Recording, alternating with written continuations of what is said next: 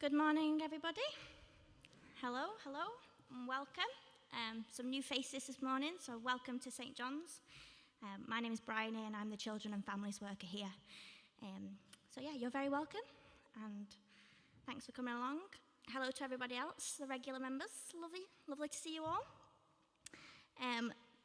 A couple of notices. There will be a time during the service to come and share anything that God has been speaking to you about, any prayer that you need, it's towards the end, so you've got a little bit to think about it. I'll let you know when that is. And also, we usually have a Sunday picnic at the Peel, but the Scottish weather has appeared this morning, so unfortunately that is cancelled. But feel free to have picnics in the comfort of your own homes. We're going to stand together now and sing in worship. Please keep your masks on when singing. Morning, let's stand together and worship God.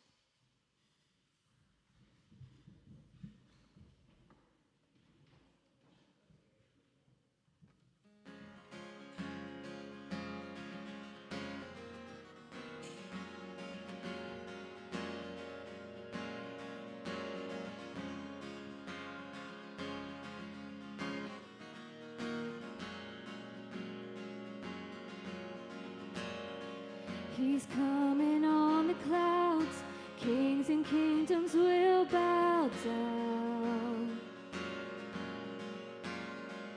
and every chain will break as broken hearts declare His praise.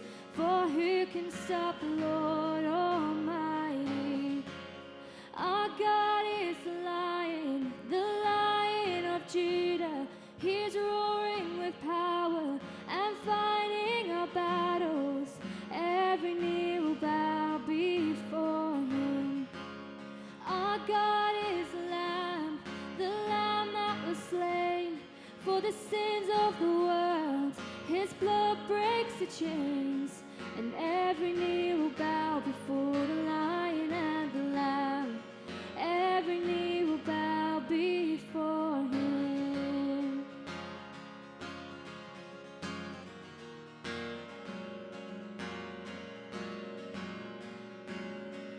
So open up the gates, make way before the King of Kings. The God who comes to save is here to set the captives free. For who can stop the Lord Almighty? Our God is the Lion of Judah. He's roaring with power and fighting our battles, and every knee will bow before Him. Our God is the Lamb that was slain for the sins of the world. His blood breaks the chains, and every knee will bow before the Lion and the Lamb. Every knee will bow before Him.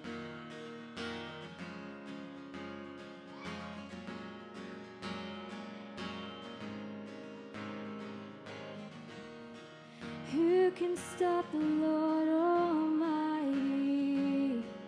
Who can stop the Lord Almighty? Who can stop the Lord Almighty? Who can stop the Lord?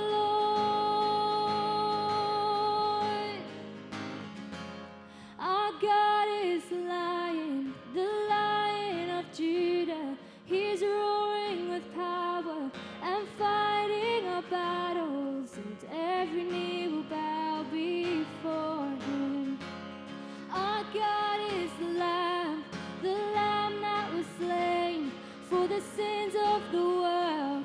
His blood breaks the chains, and every knee will bow before the Lion and the Lamb. Every knee will bow before Him.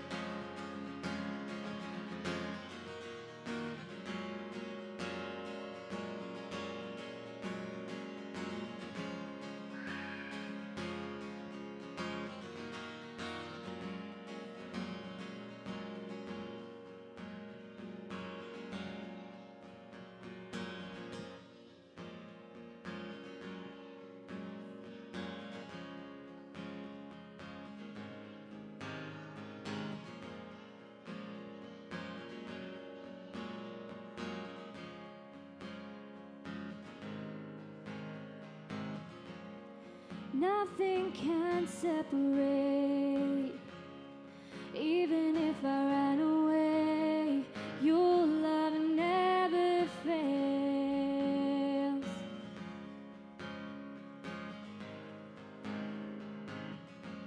I know I still make mistakes, but you have new mercy for me every day. Your love never fails.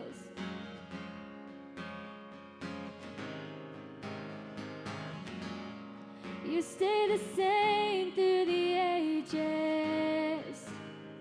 Your love never changes. There may be pain in the night, but joy comes in the morning.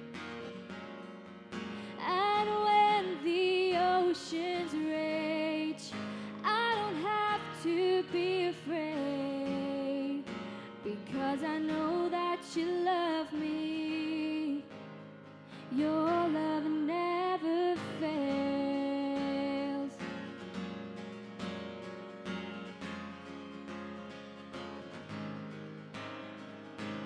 The wind is strong and the water's deep, but I'm not alone here in these open seas.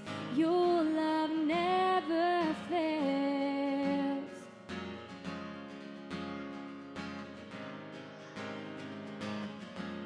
The chasm is far too wide.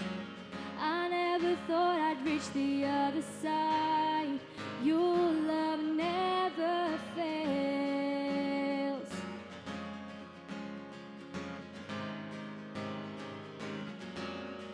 You stay the same through the ages. Your love never changes. There may be pain in the night, but joy comes in the morning. And when the oceans rage, I don't have to be afraid, because I know that you love me. Your love never fails.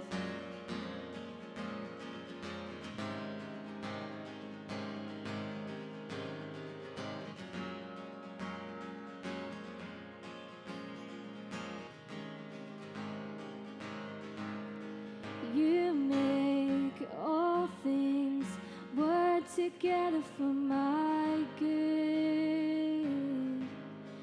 You make all things work together for my good. And you make all things work together for my good. Oh, you make all things work together for my good. Oh, you make all things work together for my good. And you make all things work together for my good.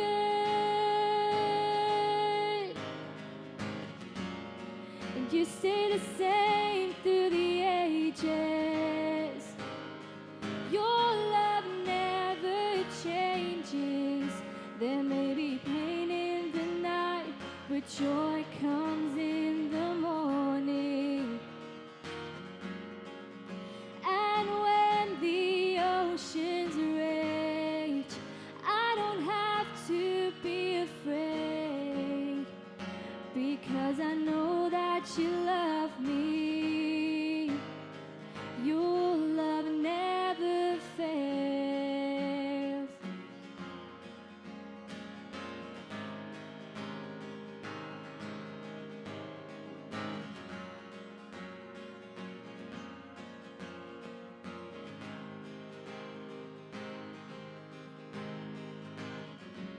And you stay the same through the ages. Your love never changes. There may be pain in the night, but joy comes in the morning.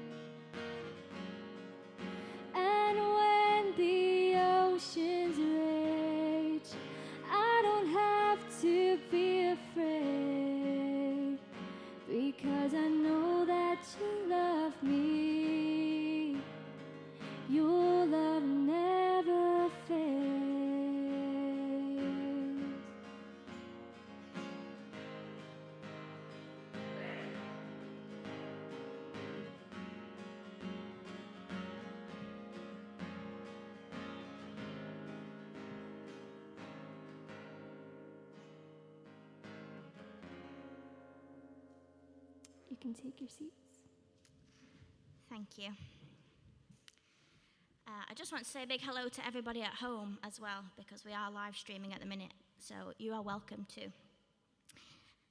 So you're joining us this week, nearly at the end of our series in Modern Parables, and this week we're on the lost sheep. And I found a way to tell this story, and I didn't get my dress rehearsal this morning because of some technical difficulties, but hopefully this works. But I need your help. It's an action song, so girls at the back especially, I need your help. And the chorus goes like this. It goes, I've lost my sheep. I've lost my sheep. I've lost my sheep. And it does that for quite a while. Not too sure how many we've got there. And then it says, I won't give up. I won't give in, because that's not the way that I should be living. I won't stop. I won't sleep. I'll keep going till I found my sheep. So those are the actions for the chorus, which you can join in with. And there are some other simple actions as well, if you want to copy me. Let's see how this goes. I do have a special guest, a shepherd who knows very much about herding sheep.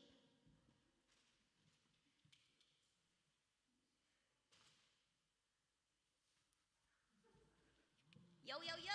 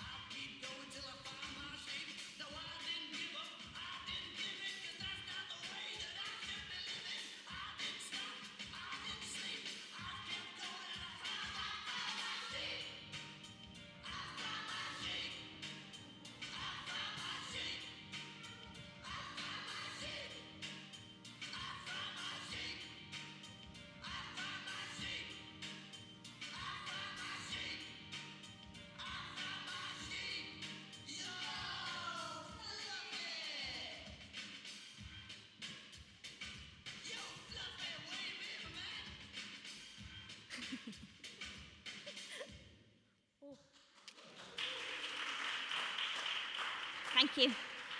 This is my debut performance for St. John's there. Thank you for joining in and not making me look as foolish. So that's the lost sheep. For the little kids, we've got a craft. 1 second.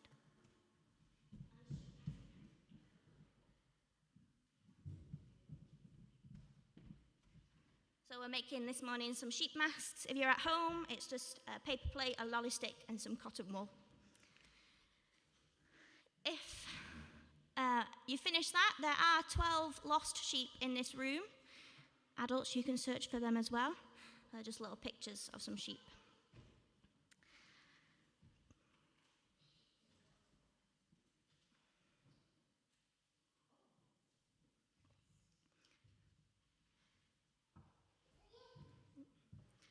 But let's read together from Luke chapter 15, verses 3 to 7, the toned down version.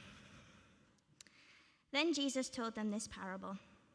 Suppose one of you has 100 sheep and loses one of them. Doesn't he leave the 99 in the open country and go after the lost sheep until he finds it? And when he finds it, he joyfully puts it on his shoulders and goes home.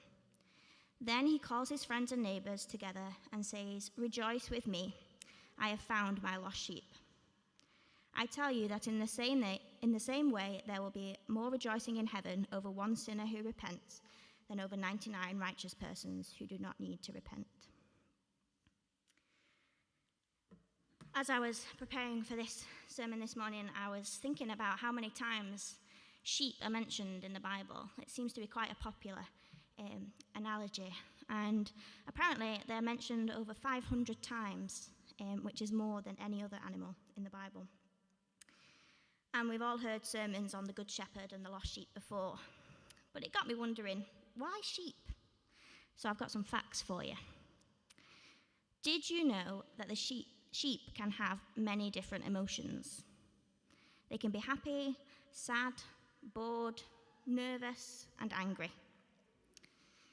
They recognize faces, either of sheep or humans, and they can retain that information for a long while. They're very social animals. They live in flocks, of course, and they will form strong bonds and relationships with each other.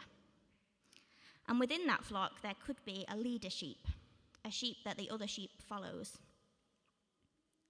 And this could be a good thing. It could lead the flock to safety, or they could lead their flock to danger, and the sheep will follow.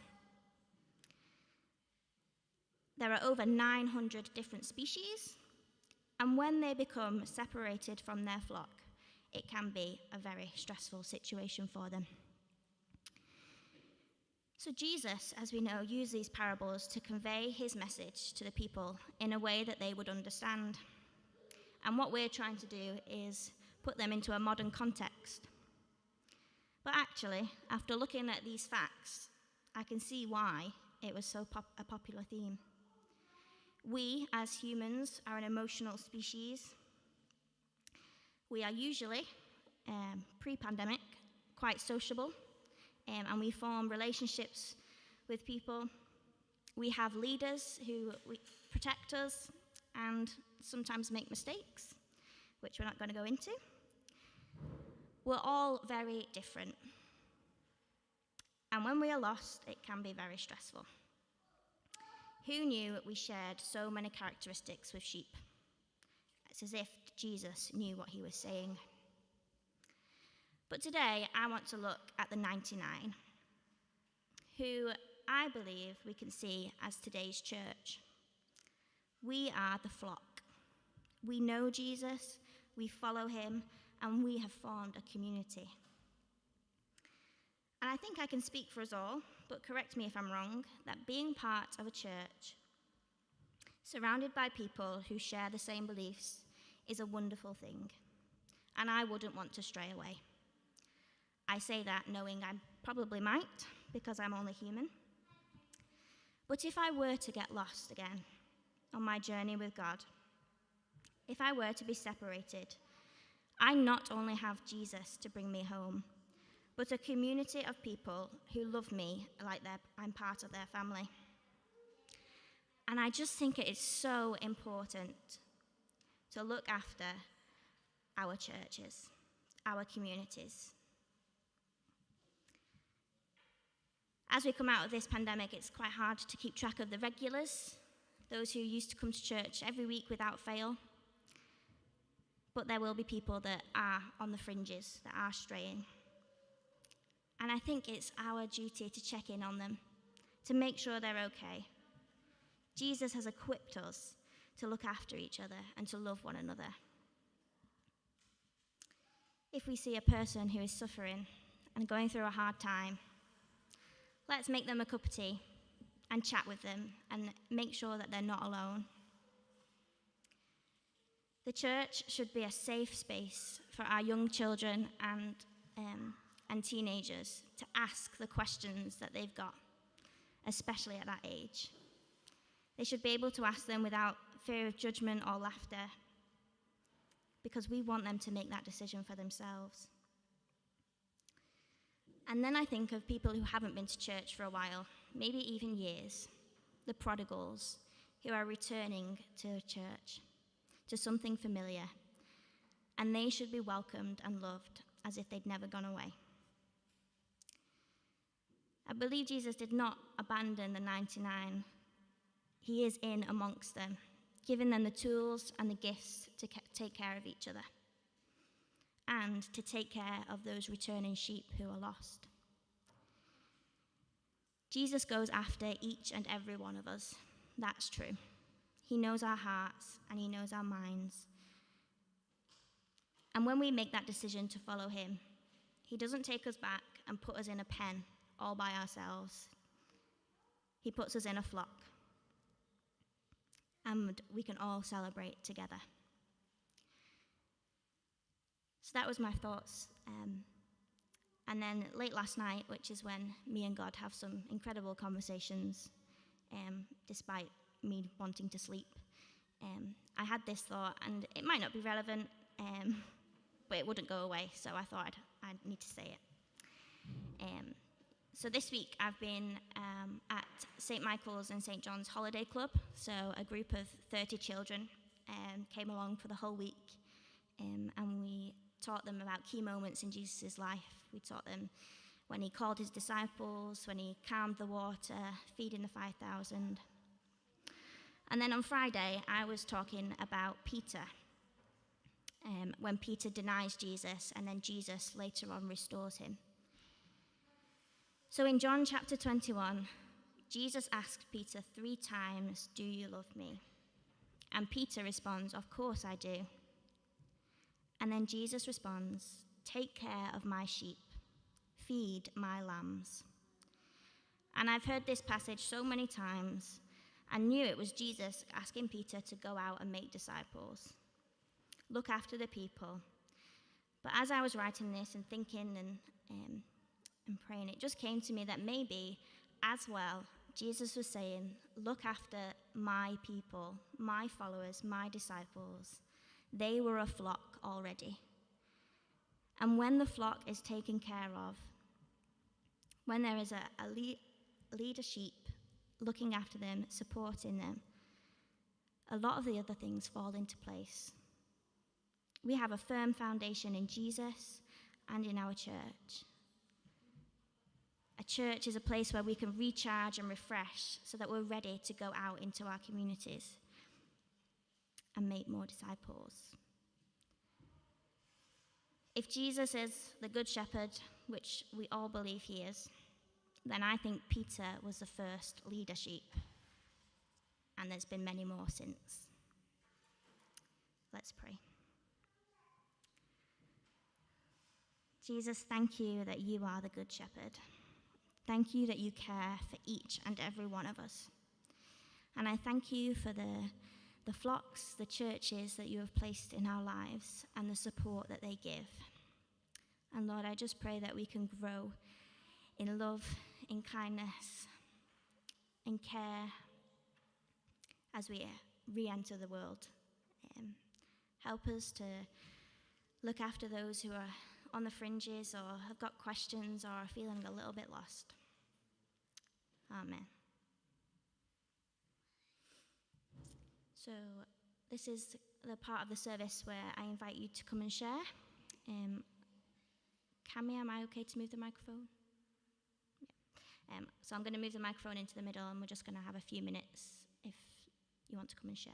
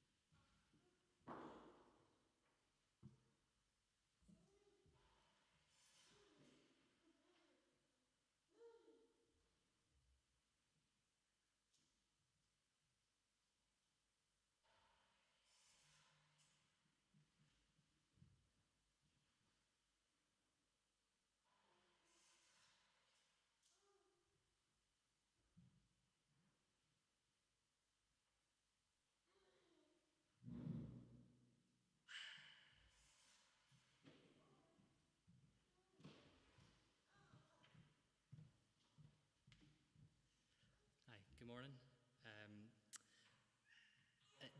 Joe and I were chatting a little bit about two well-known characters in the Bible, and I always find sometimes, sorry, I've got my face, and sometimes there's just bits in the Bible that just grab your attention and just somehow God really challenges you.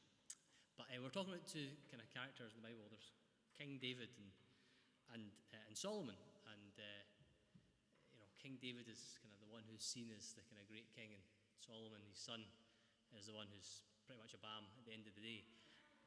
But I always struggle with King David because by our standards, he was also a total bam. The things that he did in today's culture, there's absolutely no way he would have been kind of his position. So I always struggle with this character. And Joe and I were debating about this, and anyway, long story short, there's one little verse which I've been trying to sort of find just in here that kind of really kind of grabbed me, because the difference between these two guys in God's view was that David somehow, despite all of his real badness, was wholehearted to God. Now, obviously, wasn't wholehearted all the time because it was the things he did, but he had this devotion to God that was wholehearted. And just at the very end of kind of the story of Solomon in 1 Kings, God speaking to Solomon, who's kind of turned away from him, and says, "This is your attitude, and you've not kept my covenant, my decrees, which I commanded you. I'll take the kingdom away, give it to your subordinates. Nevertheless, for the sake of David your father, I'll not do it during your lifetime." Earlier in that passage, it's Solomon grew old, his wives turned his heart against him, and his heart was not fully devoted to the Lord, or in other translations, not wholehearted.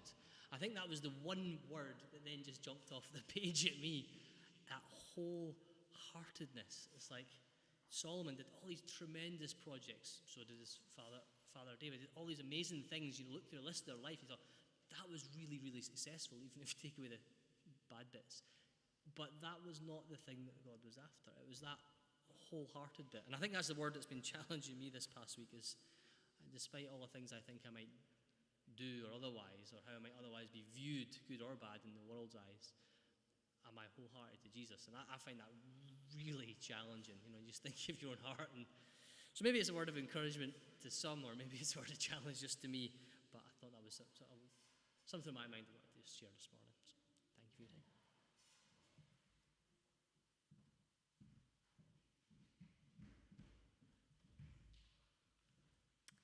Thank you.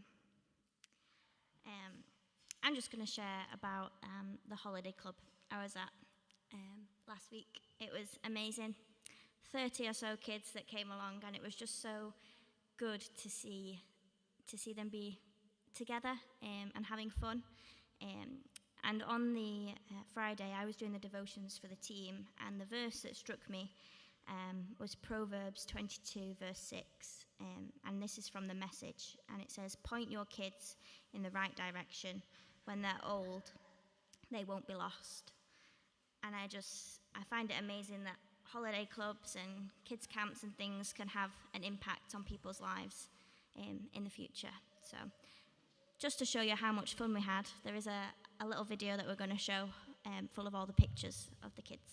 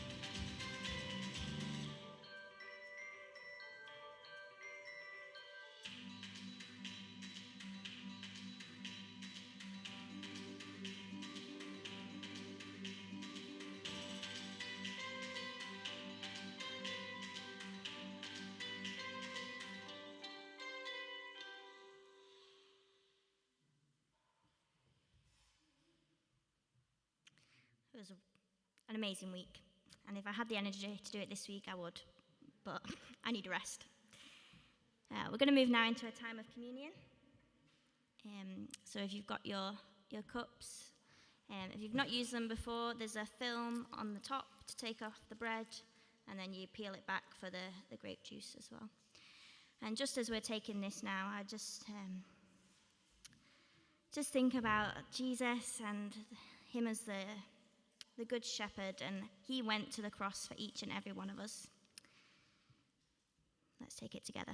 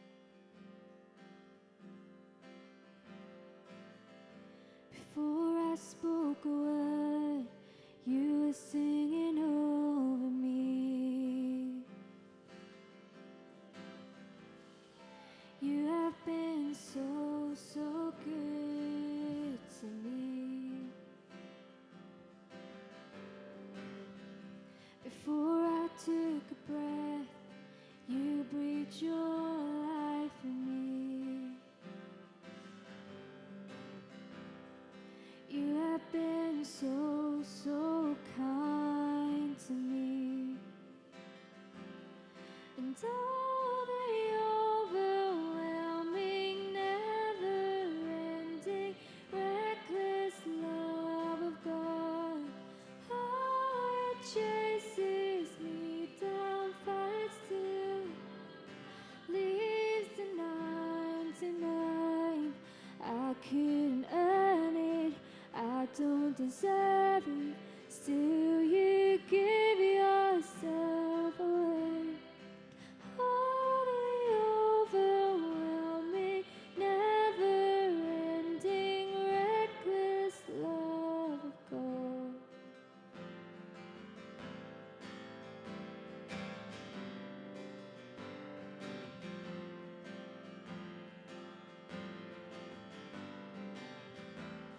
When I was your foe, still your love fought for me.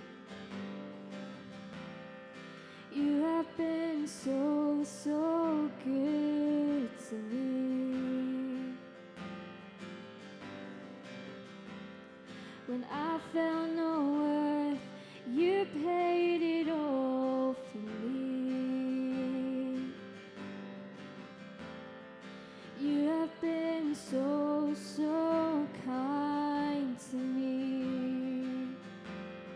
And all the overwhelming, never-ending, reckless love of God.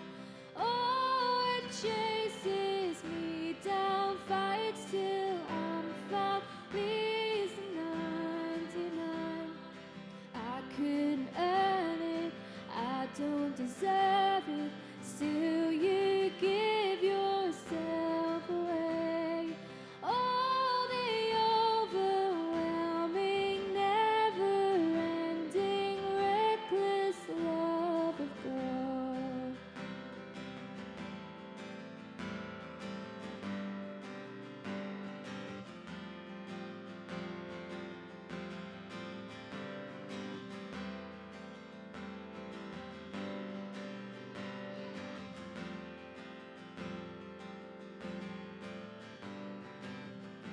There's no shadow you won't light up, mountain you won't climb up, coming after me.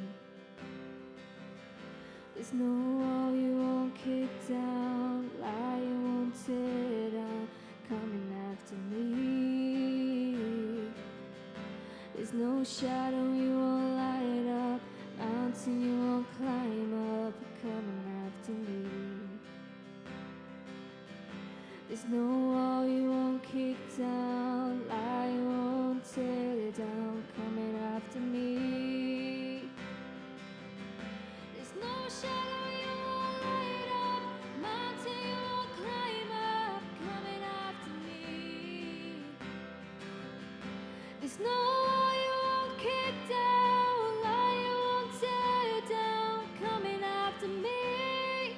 Oh, the overwhelming, never-ending, reckless love of God. Oh,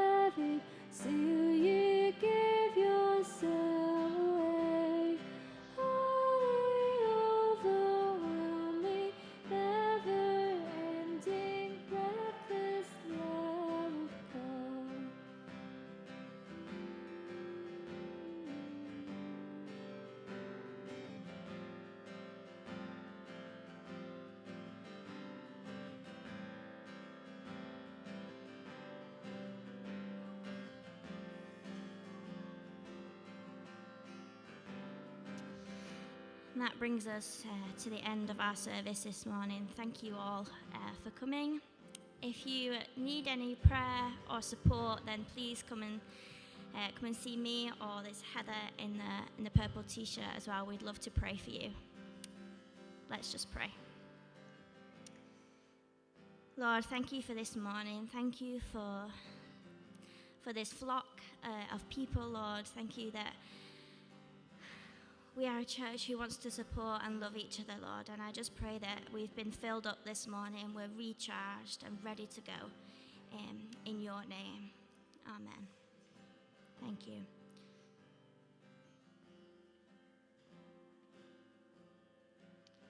And just if you're visiting, there is a one-way system, but feel free to come and chat outside if you're able.